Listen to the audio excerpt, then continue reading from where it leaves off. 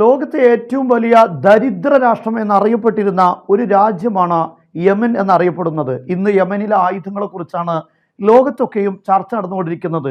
അവസാനമായി ഹൈപ്പർസോണിക് മിസൈലാണ് ഇസ്രയേലിന്റെ കപ്പലിന് നേരെ യമനികൾ ഉപയോഗിച്ചിരിക്കുന്നത്. ഈ ഒരു ഘട്ടത്തിലാണ് ഇത് വലിയൊരു ചർച്ചയായിരിക്കുന്നത്. ഏതാണ് ആ മിസൈൽ എന്ന് നമുക്ക് പരിശോധിക്കാം.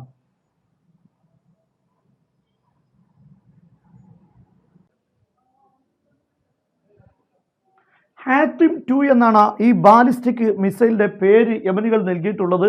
ഇത് അവരുടെ യമനികളുടെ അടുക്കലുണ്ടായിരുന്ന പഴയൊരു മിസൈലിനും ഡെവലപ്പ് ചെയ്തതാണ് എന്നാണ് പറയപ്പെടുന്നത്. വസ്തുത ഇറാൻ തന്നെ ആയിരിക്കും, ഇറാന്റെ ടെക്നോളജിയും ഇറാൻ സംവിധാനങ്ങളും തന്നെ ആയിരിക്കുമെന്ന് എല്ലാവർക്കും അറിയാം. എങ്കിൽ പോലും യമൻ തന്നെ ഡെവലപ്പ് ചെയ്തതാണ് എന്നാണ് ഇതിനെക്കുറിച്ച് പറയപ്പെടുന്നത്.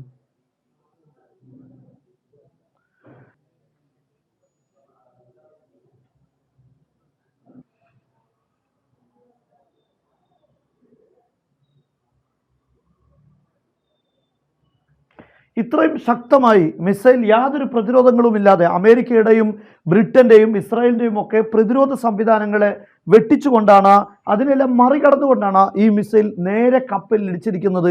അതുകൊണ്ട് തന്നെയാണ് ഇതിന് വലിയൊരു പ്രസക്തി ഉണ്ടാകുന്നത്. അതോടൊപ്പം ശ്രദ്ധിക്കേണ്ട വളരെ പ്രധാനപ്പെട്ട മറ്റൊരു കാര്യമാണ്, ഇങ്ങനെ ആദ്യമായിട്ടാണ് ലോകത്ത് ഒരു ബാലിസ്റ്റിക് മിസൈൽ കപ്പലുകൾക്ക് നേരെ ഉപയോഗിക്കുന്നത്. ഇത് ആദ്യമായിട്ടാണ്.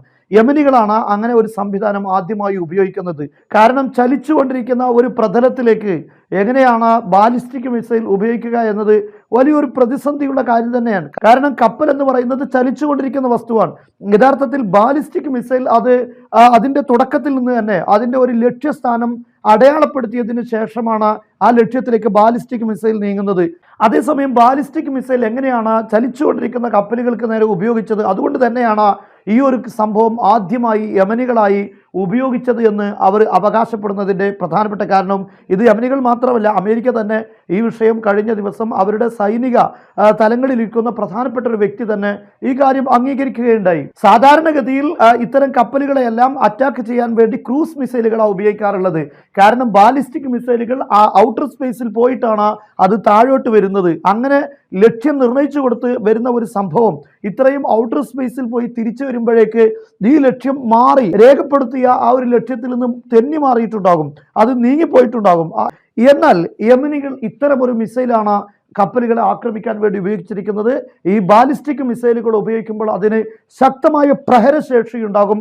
കാരണം വളരെ മുകളിൽ നിന്ന് ഹിറ്റ് ചെയ്യുമ്പോഴുണ്ടാകുന്ന അതിശക്തമായ എക്സ്പ്ലോഷൻ കാരണം കപ്പലുകളെ തകർക്കാൻ, നിഷ്പ്രയാസം തകർക്കാൻ കഴിയും. മാത്രമല്ല ഇത് അമേരിക്കയ്ക്ക് വലിയൊരു പ്രതിസന്ധിയാണ്. കാരണം അവരുടെ വിമാനവാഹിനി കപ്പലുകൾക്ക് പോലും വലിയ ഭീഷണിയാണ്. കാരണം സാധാരണ ഒരു ക്രൂസ് മിസൈലിനപ്പുറം വലിയ രൂപത്തിൽ സ്ഫോടനം ഉണ്ടാക്കാൻ പറ്റിയ ഒരു സംവിധാനമാണ് ഈ ബാലിസ്റ്റിക് മിസൈൽ എന്ന് അറിയപ്പെടുന്നത്. അതുകൊണ്ട് തന്നെ ഇത് വലിയൊരു പ്രതിസന്ധി ഉണ്ടാക്കുന്നു. അതോടൊപ്പം തന്നെ യമനികൾ കഴിഞ്ഞ ദിവസം ഞെട്ടിച്ചിരിക്കുന്ന മറ്റൊരു കാര്യമാണ്, സ്വയം ലക്ഷ്യത്തിലേക്ക് എത്താൻ പറ്റിയ, അതായത് അതിനെ നിയന്ത്രിക്കുന്ന ആളുടെ ആവശ്യമില്ലാതെ സ്വയം നിയന്ത്രിക്കുന്ന ബോട്ടുകൾ, വലിയ രൂപത്തിലുള്ള സ്ഫോടക വസ്തുക്കൾ നിറച്ച വലിയ ബോട്ടുകളാണ് ഇതിനുവേണ്ടി അവർ ഉപയോഗിച്ചിരിക്കുന്നത്. അത് നമുക്ക് ഇവിടെ കാണാം.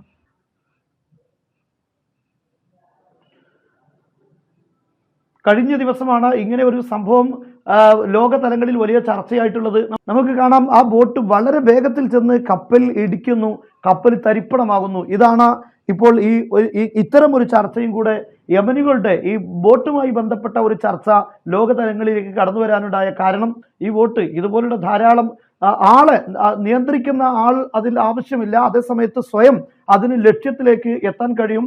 മിസൈലുകളെ പോലെ തന്നെ അതിന് ലക്ഷ്യത്തിലേക്ക് എത്താൻ കഴിയും. അതിൻ്റെ എല്ലാം അപ്പുറം അതിന് വളരെ വേഗതയുണ്ട് എന്നതാണ് മറ്റൊരു പ്രധാനപ്പെട്ട കാര്യം.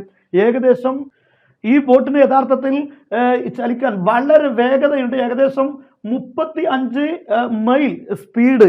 അതുകൊണ്ട് തന്നെ അമേരിക്കയുടെ വിമാനവാഹിനി കപ്പലുകളെ പോലും മറികടക്കാൻ ഇതിന് സാധ്യമാകും എന്നതാണ് ഇതിൻ്റെ വലിയൊരു ഭീഷണിയായി ഇന്ന് കണ്ടുകൊണ്ടിരിക്കുന്നത്. നമുക്ക് കാണാം, സ്ക്രീനിൽ കാണാൻ സാധിക്കും, വലിയ വേഗതയിലാണ് ഇത് സഞ്ചരിച്ചുകൊണ്ടിരിക്കുന്നത്. കപ്പൽ ലക്ഷ്യമാക്കി വരുന്നു, വലിയ രൂപത്തിലുള്ള എക്സ്പ്ലോഷൻ ഉണ്ടാക്കാൻ അതിന് സാധിക്കുന്നു. ഇതാണ് ഇപ്പോൾ യമനികൾ ലോകത്ത് വലിയ രൂപത്തിലുള്ള അമേരിക്കക്കും ഇസ്രയേലിനും അതുപോലെ തന്നെ അവരെ സപ്പോർട്ട് ചെയ്യുന്ന ആളുകൾക്കും വലിയൊരു ഭീഷണിയായി മാറിയിരിക്കുകയാണ്.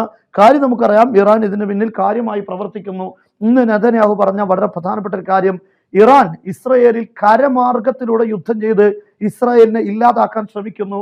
അത് ഇസ്രായേലിന്റെ ചുറ്റുഭാഗത്തുള്ള പല ഭാഗങ്ങളിൽ നിന്നായി ഒരുമിച്ച് കരയാക്രമണം നടത്താനാണ് ഇപ്പോൾ ഇറാൻ ഉദ്ദേശിക്കുന്നത്. അത്തരം ഒരു നീക്കമാണ് ഇപ്പോൾ ഇറാൻ അവരുടെ പ്രോക്സികളെ ഉപയോഗിച്ചുകൊണ്ട് നടത്തിക്കൊണ്ടിരിക്കുന്നത് എന്ന് പറയുകയുണ്ടായി. ഏതായിരുന്നാലും ഇസ്രായേലിനെ തീർക്കുക എന്ന ഒരു ലക്ഷ്യത്തിലേക്കാണ് ഇറാനും അവരുടെ പ്രോക്സികളുമെല്ലാം അവരെ പിന്തുണക്കുന്ന മറ്റുള്ള ഇസ്രായേലിന്റെ ചുറ്റുമുള്ള ഹിസ്ബുള്ള അടക്കം, അതുപോലെ ഹമാസ് അടക്കമുള്ള, അതുപോലെ തന്നെ ഇറാഖിലെ റെസിസ്റ്റന്റ് ഗ്രൂപ്പുകൾ, അതുപോലെ തന്നെ യമനിലുള്ള ഹൂത്തികൾ, ഈ തുടങ്ങിയ സംഘങ്ങളെല്ലാം ഒരുമിച്ച് പ്രവർത്തിച്ചു കൊണ്ടിരിക്കുന്നത്. ഇവരുടെ എല്ലാം ഓപ്പറേഷൻ കൺട്രോൾ യഥാർത്ഥത്തിൽ ഒരേ കേന്ദ്രത്തിൽ നിന്നാണ് എന്ന് നമുക്ക് കൃത്യമായി മനസ്സിലാക്കാൻ സാധിക്കുകയും ചെയ്യും.